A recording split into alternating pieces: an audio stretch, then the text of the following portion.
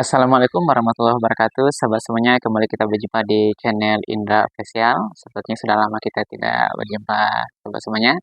Mudah-mudahan pada saat kami hadir pada kesempatan kali ini masih dalam suasana Lebaran.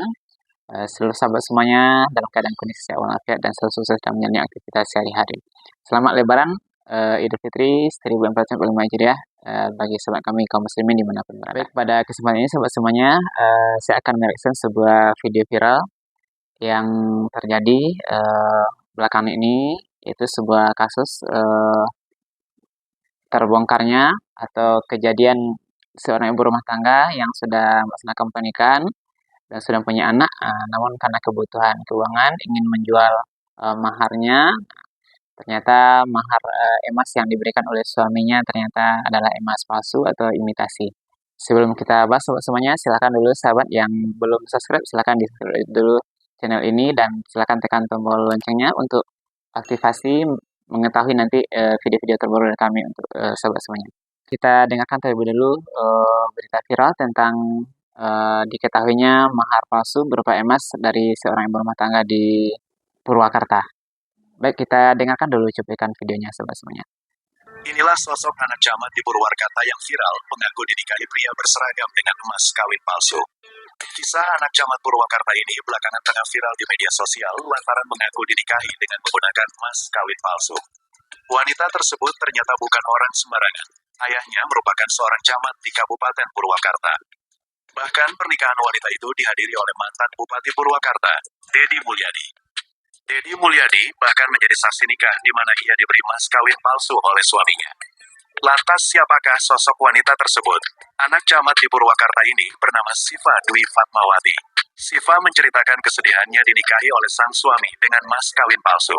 Pada video yang dibagikan oleh Siva Dwi Fatmawati, pria itu mengucapkan akad nikah dengan lancar.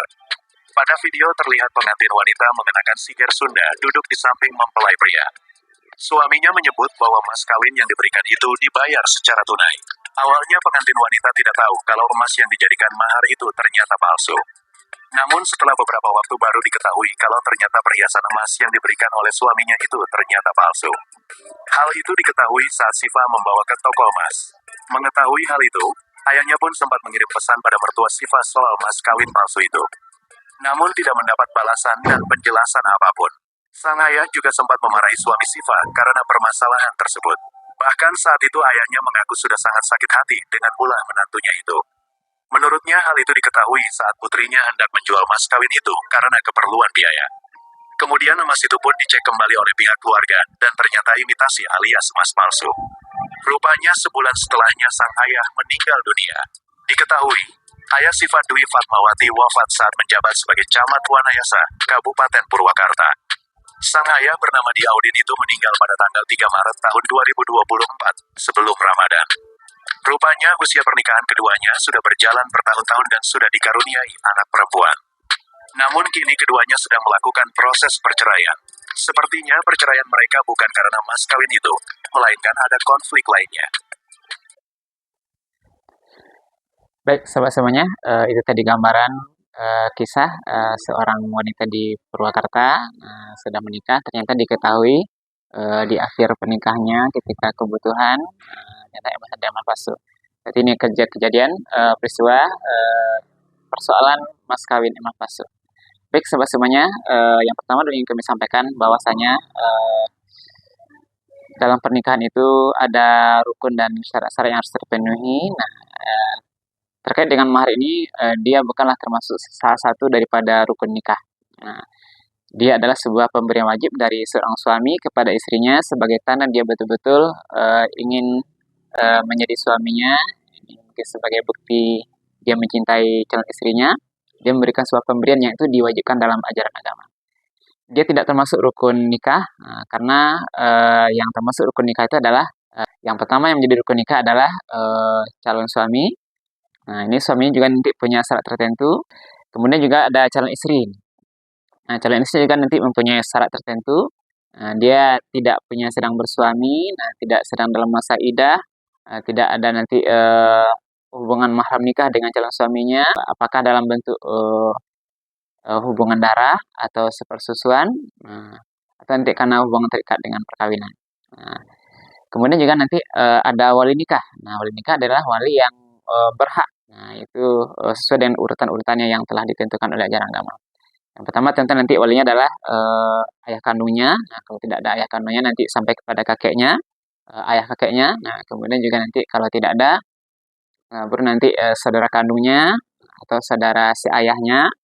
Nah, kemudian juga sampai pada urutan-urutan berikutnya. Nah, kemudian juga nanti ada saksi. Nah, dua orang saksi yang adil. Nah, karena tanpa saksi ini juga nanti pernikahan itu tidak terpenuhi rukunnya sehingga tidak sah nanti.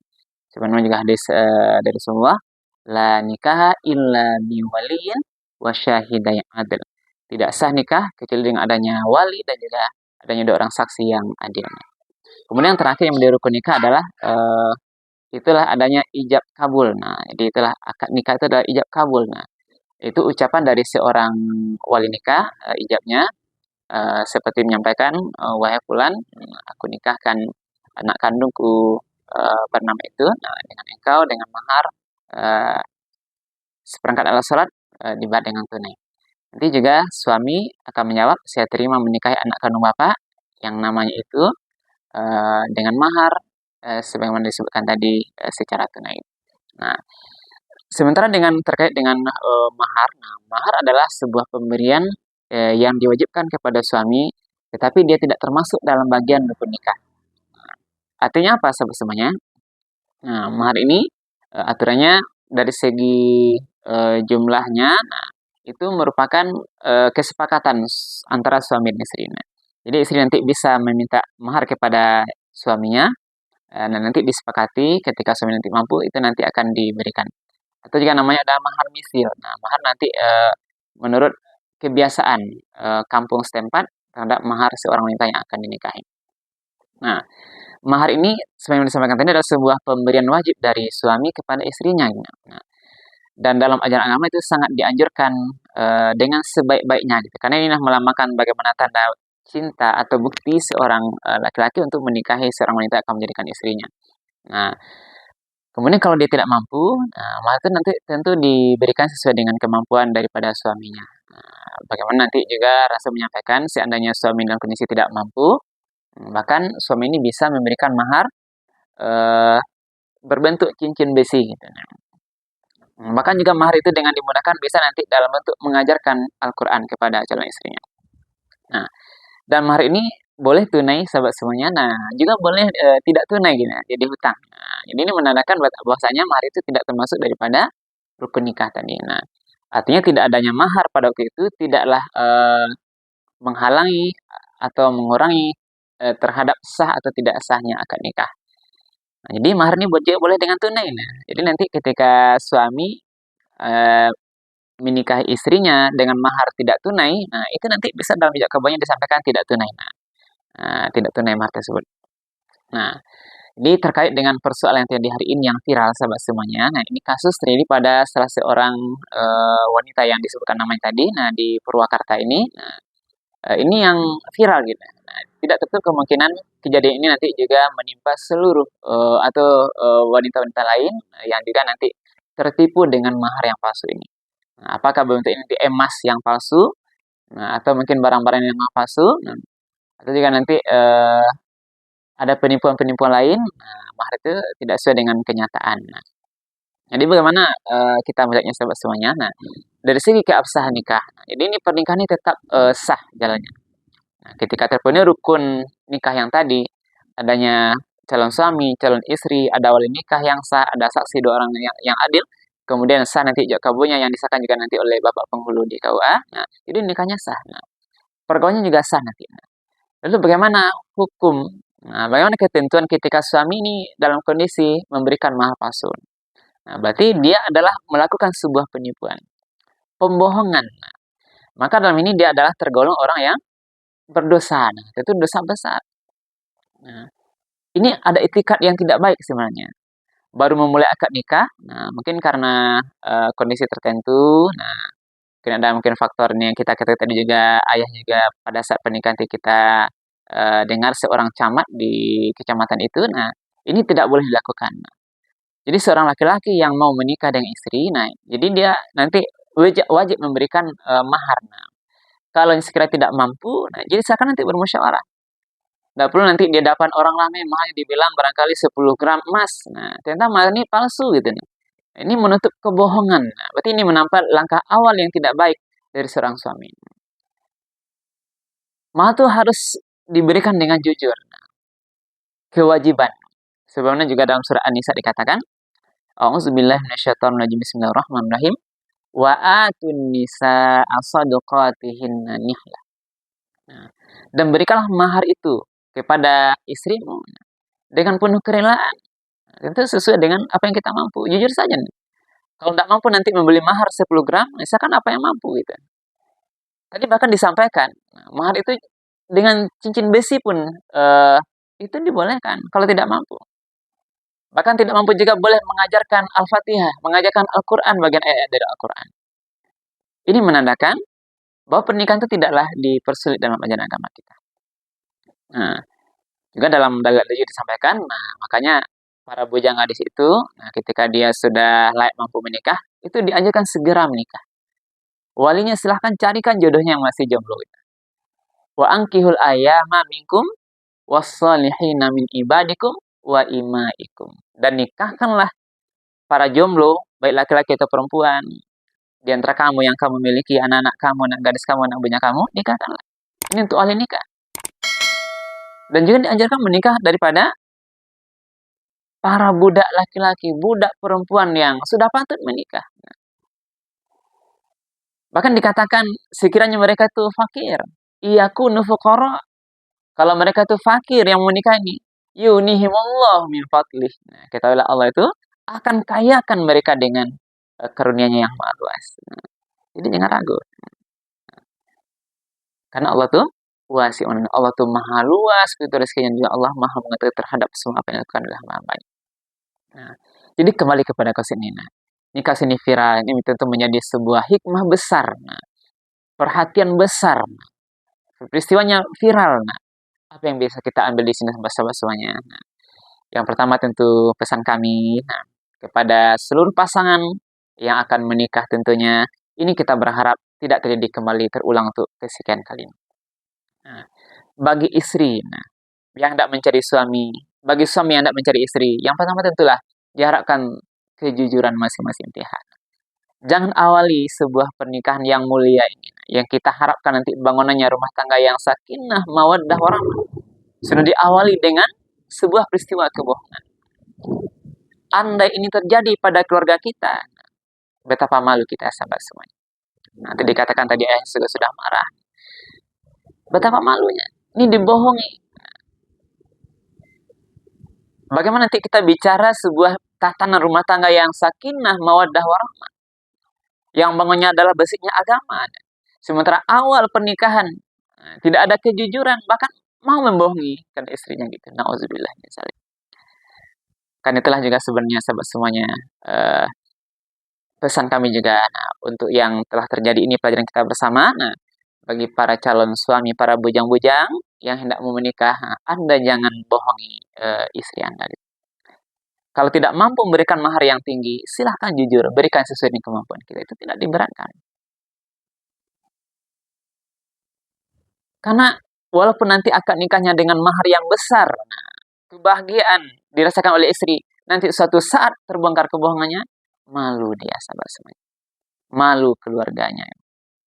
Karena itulah, silahkan bagi suami. Anda punya kewajiban memberikan mahar kepada calon istri Anda. Kewajiban ini dalam bentuk musyawarah disepakati sesuai dengan kesepakatan bersama. Sesuai kemampuan Anda. Kalau mampu permintaan istri itu maharnya, silahkan diberikan. Kalau tidak mampu, jangan berbohong. Silahkan sportif, sampaikan berapa kemampuan Anda.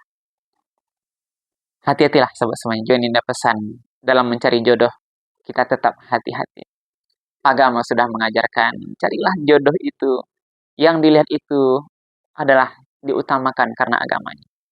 Karena insya Allah orang-orang yang betul-betul memahami agama yang dalam, dia akan betul-betul taat, tahu dengan hak kewajibannya. Tidak mau dia berbohong. Dia akan nanti bisa berusaha bagaimana menata, menjalani kehidupan rumah tangga ini dalam ridha Allah Subhanahu wa Ta'ala. Maka sebagai penutup, kami sampaikan sebuah hadis dalam mencari jodoh itu. Lihatlah 4 perkara ini. tungkahul mar'atu li arba'in. Dinikahi perempuan itu karena melihat 4 sebab. Hadis ini bisa dipakai wanita yang mau mencari suami, lihat 4 ini. Hadis ini juga bisa dipakai kepada mertua yang mau mencari menantunya. Coba lirik, tatap yang 4 ini. Yang pertama 5 nih. Lihatlah karena faktor ke hartanya gitu. Nah, jadi bolehkah kita memandang atau melihat calon suami atau calon istri kita itu atau calon menantu kita dengan melihat karena hartanya? Itu dibolehkan. Ini wajar sahabat suami. Boleh saja gitu. Karena akan bangga lah seorang istri nanti punya suami yang sudah punya pekerjaan yang mapan, sudah punya kekayaan. Itu menjadi suatu kebanggaan, dibolehkan. Tapi hadis ini belum selesai sahabat suami. Yang kedua apa yang dilihat lagi? Wali hasabiha. Lihatlah faktor siapa orang tuanya. Dia diturunkan oleh dari ayah ibu yang mana gitu. Apakah ayah ibunya orang baik-baik? Apakah ayah ibunya orang yang sering bermaksiat? Nah, karena biasanya, karena benih anak yang lahir dari ini tergantung kepada kedua orang tuanya. Insya Allah orang tuanya baik, anaknya juga akan baik. Orang tuanya tidak baik, itu biasanya anak juga tidak baik. Karena benihnya, walaupun ada satu-satu kenyataan, ada orang tuanya yang tidak baik, sering bermaksiat, anaknya begitu soleh. Atau sebaliknya orang tuanya yang taat beragama, tapi anaknya ada anak-anak yang durhaka banyak bermaksiat kepada Allah. Yang ketiga, wali hasabiah tadi. Yang ketiga adalah, coba dilihat dari faktor wali jamalihan. Lihat faktor rupanya, gagah, cantik. Nah, suami akan nanti bangga istrinya punya istri yang cantik, istri akan bangga nanti suaminya yang gagah. Mertua juga bangga nanti punya menantu yang gagah atau cantik. Boleh saja, sahabat. Tapi yang 3 ini bersifat sesaat sementara, tidaklah kekal. Yang kekal apa? Lihat yang keempat, walidiniha. Yang keempat itu, lihatlah, perhatikanlah dari segi agamanya. Fasfar bizatiddin. Kalau kamu utamakan lebih dulu agama itu, insya Allah kamu akan selamat. Taribat yadak. Akan selamat. Lihat agamanya bagaimana sholatnya. Lihat agamanya bagaimana kemampuannya baca Quran. Bagaimana akhlaknya gitu, dan sebagainya. Karena ini agama. Inilah fondasi dasar. Karena yang 3 tadi itu sesaat. Kekayaan, jangan tertipu dengan kekayaan, sahabat-sahabat. Orang yang hari ini kaya, besok pagi bisa miskin kalau Allah berkehendak. Sesaat. Orang yang hari ini dibanggakan karena orang tuanya orang baik-baik, nanti meninggal orang tuanya, siapa mau dibanggakan gitu? Apakah akan bercerai setelah nanti mertuanya meninggal? Nggak ada dibanggakan lagi. Rupa cantik gagah itu cuma sesaat. Orang yang paling gagah, yang paling cantik hari ini, besok pagi bisa paling jelek gitu. Kalau Allah menghendaki. Contoh sederhana, nanti dia kegagahnya berkendaraan terjatuh dari mobil atau motor, nanti wajahnya semua luka-luka. Menjadi tidak bagus lagi. Masak di dapur istri yang cantik. Karena kehendak Allah, tek meledak HP-nya. Nanti terbakar wajahnya, pasti tidak cantik lagi. Karena itulah yang terakhirnya agama. Maka Buya Hamka berfilsafat, sahabat semuanya. Diberilah nilai yang 4 itu, harta, keturunan, kecantikan, nilainya 0 ketika. 0 ini bukan tidak bernilai, sahabat semuanya. Dan agama diberi nilai 1. Apa artinya? Ketika yang 3 ini kita tarik di depan, kita lihat dulu hartanya, lihat dulu keturunannya, lihat dulu daripada faktor kecantikan gagah itu, maka yang di depan itu adalah angka 0. Kalau agama di belakang sekali, berarti nilainya hanya 1. Gitu. Karena 0 di depan tidak bernilai. Tapi kalau agama kita bawa ke depan, angka 1 di depan. Gitu. Tambah dengan kecantikannya nilai 10, tambah keturunannya bagus nilai 100, tambah lagi punya harta nilainya 1000 gitu. Inilah yang sempurna, sobat-sobat. Tapi yakinlah, tidak ada yang sempurna dalam kehidupan ini. Kalau sekiranya hari ini sudah memiliki pasangan suami istri, jagalah rumah tangga itu sebaik-baiknya. Jangan sampai ada dusta dalam rumah tangga kita. Bagi yang belum, silahkan yang menjadi acuan. Mudah-mudahan nanti tidak lagi tertipu. Mudah-mudahan nanti bisa membangun rumah tangga yang diawali dengan sesuatu yang baik dalam ridho Allah Subhanahu wa Ta'ala. Sehingga tidak ada nanti sebuah rumah tangga yang kita jalan itu bisa berjalan dengan baik sampai nanti hanya kematianlah yang akan memisahkan di antara kita. Kematianlah yang akan memisahkan nanti bangunan rumah tangga yang kokoh. Dalam bahasa dalilnya adalah nikah itu adalah misaqan ghalidhan. Dia adalah akad tali buhul yang kuat, tidak begitu mudah diputuskan karena hal-hal yang kadang-kadang sederhana. Kami berdoa mudah-mudahan seluruh rumah tangga kita menjadi rumah tangga yang Allah ridhoi, rumah tangga yang sakinah, mawaddah, warahmah dalam ridho Allah Subhanahu wa taala sampai nanti akhir hayat. Mudah-mudahan kasus ini yang viral ini menjadi mauizah, pelajaran dan bermanfaat untuk kita bersama. Terima kasih, banyak maaf.